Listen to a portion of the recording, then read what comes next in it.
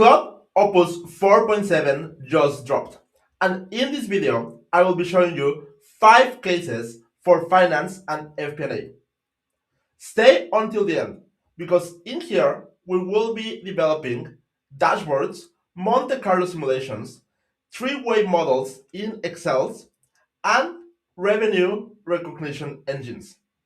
I'll be giving you this file as well in the description below with all my prompts and datasets so you can test the power of Opus 4.7 for finance and FP&A. Let's start. So let's do the first use case.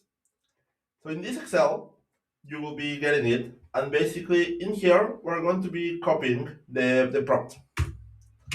Now, if we go then to Claude, the first thing that you need to do is to ensure that in here you will go to Opus 4.7 model. Then you can paste the prompt, and this prompt requires data. So I give you in here some data set to test. You can either copy paste like I'm doing now, or upload it as a CSV or an Excel file. Now in here, I'm just going to paste it here below and send the prompt. Now, what it will be doing is that it will go to each skills, like it is here, like the front end skill, in order to design our FP&A command center. We're giving some instructions around which fonts and which look and feel we want from this dashboard in this side in here. Things like color code each bar, green and positive, red as negative, and so on, and some other areas in here, like let's say the dark theme, and then we wanted this particular black. Now, in here is the dataset. So with Opus, one thing is that it will take a while in order to produce the output, but it will definitely be worth it. So let's fast forward this for you, and I will show you the result. So now Claude is done, and in here we can go and look at our FP&A command center. Now you can download this file, or if you click on it, then it will render on the right side. You can make it a little bit bigger by moving this, and you can see how it moves with the quarters as well, and below the graphics. Now, all of this is with the dataset that we just uploaded. So now let's do the second test. So for the second one, it's in here, creating a three-way model. Now, in here, I have already done it for you so that you can see the result straight away. But basically, it's this prompt, and then I copy-paste it with the dataset into this conversation with Claude Opus 4.7. Now, I added all the prompt here, and again, the dataset below. And what it created for us is this Excel file. Now, in this case, that's the output that I wanted to have. And again, you can click on it and preview in the right side, or you can download it as well, and then you will have the actual Excel file. So in here, when we're previewing, this is the data. So basically all of the historical, the P&L, the balance sheet, cash flow, and then the scenarios. And there are 6 charts in here that are more interactive. So you can click in each one of them and so on. And as I was mentioning, you can download the Excel file. So you will just go here to the top right, and then it will be downloaded into your computer. So I'll show you how this one looks as well. So we do open file, and this is our result. So it has the cover, it has all of the assumptions in here, and it has all of the dataset. As you can see in here, let's say the derived metrics are calculated fields, so formulas in Excel already. You can see also the P&L, and so on with the same logic. So all of these are already Excel formulas. The balance sheet, the cash flow scenarios, the Monte Carlo simulations that I was mentioning. So all of this again, it's already formulas that are looking for you, and all the different graphs as well that are already made in Excel. So they are like native Excel graphs. Cool. So this is the test number 2. Now, for the third one, was basically a revenue recognition engine. So in here, again, we have the prompt that you just need to copy and the data set for you to test. And I will show you the result. So in this case, I also already did it for you. So I'll show you. So this is the result of our prompt in here that you can see is the exact same prompt that I was showing you that you can test. And in here, basically, it designed all of this embedded in the Claude conversation. Now, in here, everything is clickable. So we have the contract parser, that's the first one, and it's this bit in here, all the way below. And then you can click in here, let's say the recognition schedule, and again, everything is clickable. So this one, you can change for each one of the different contracts, and all of this will be changing. You can click on modifications, same thing. So this is already embedded in there, and then we go below. And then finally, the dashboard. So you have the KPIs on top, below the graphs. That again, you can see the 3 different ones, for example, at the same time or split up. And then the monthly revenue by contract. Now, one of the things in here that is quite important is that you can go to the top right of this area and download the file.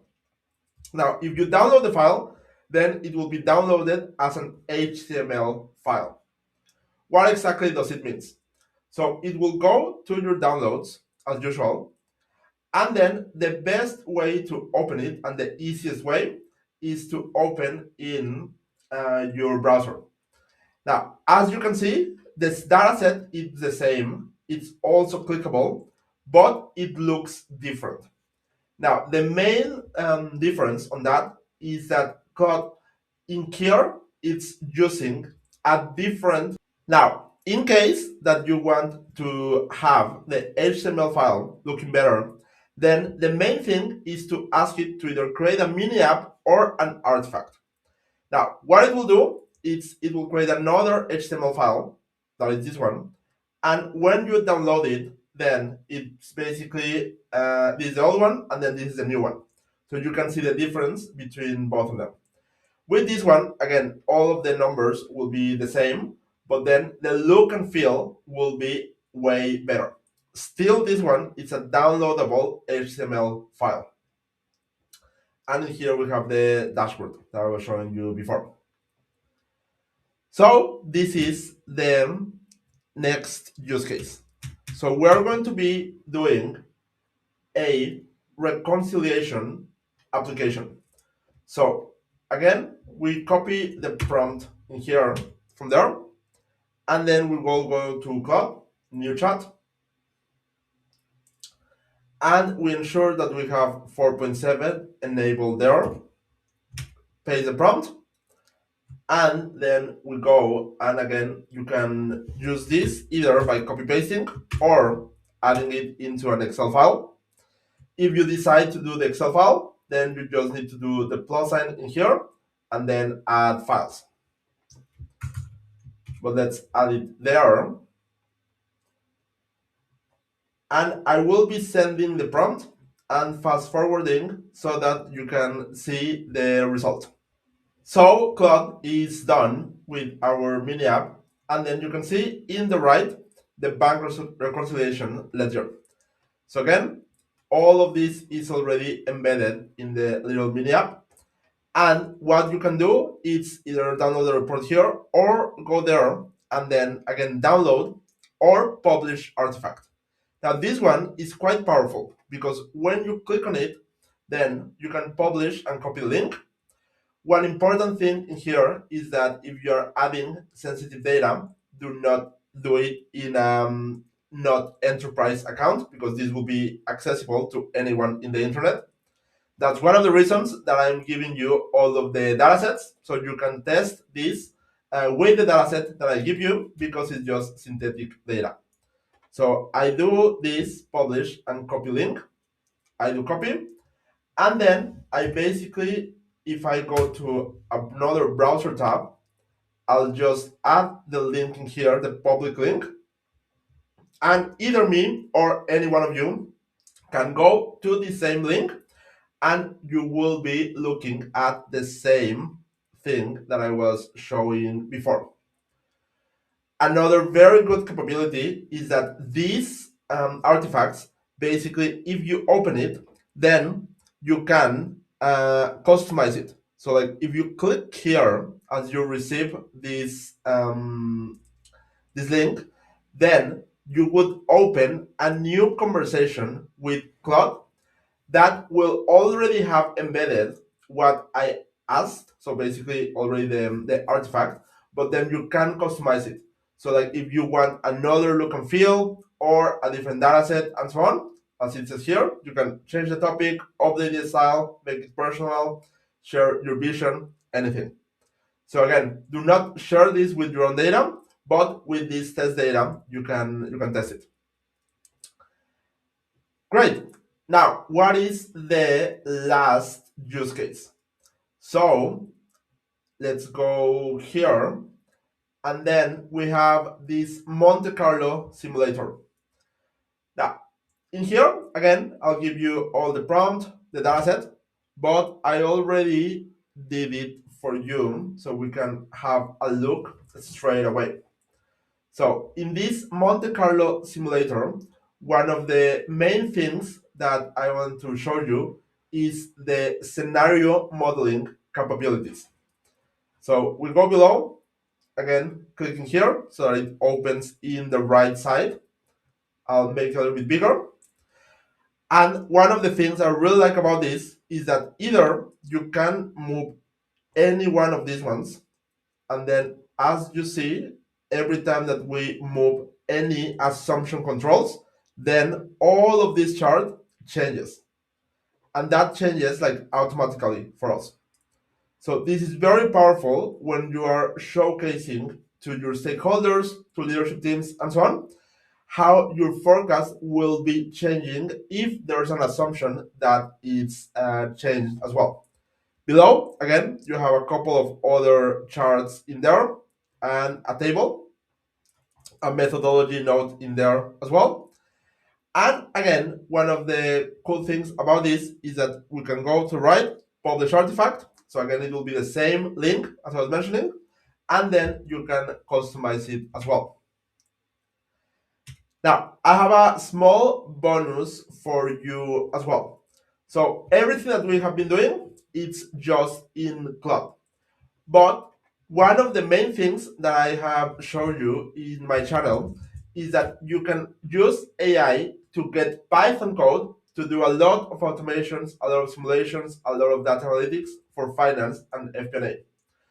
So with Claude Opus 4.7, it also helped me build this code that I will show you and that you will get, because the link is there as well. So if I go to a new tab and then I add the link that you will be receiving, then you will be able to see already the result of the code that Opus 4.7 gave me. So it's an interactive three-statement financial model. Now, when you go here, you can either run all in the left side in the top, and all of the cells will be running, and basically it will be creating this interactive three-statement model. Now, it's a very long code, so you need to scroll down as well. But once that you scroll down, then you will see in here the dashboard that I was showing you on the image before. So we have the total revenue, the net income, ending cash, and so on and so on. the table with the data set in here, balance sheet, cash flow.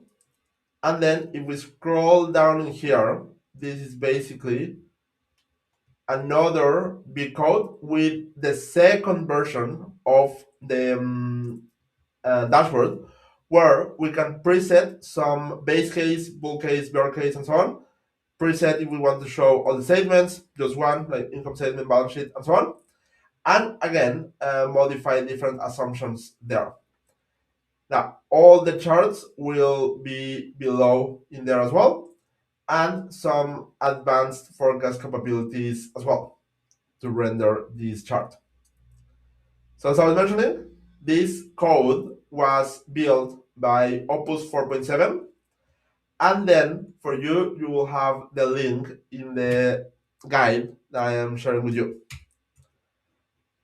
Hope you enjoy this video about Claude Opus 4.7. And if you have any questions, please feel free to drop them in the comments down below. And also tell me if you want my next video to be about Claude Design. That is another of the latest capabilities of Claude. Thanks for watching.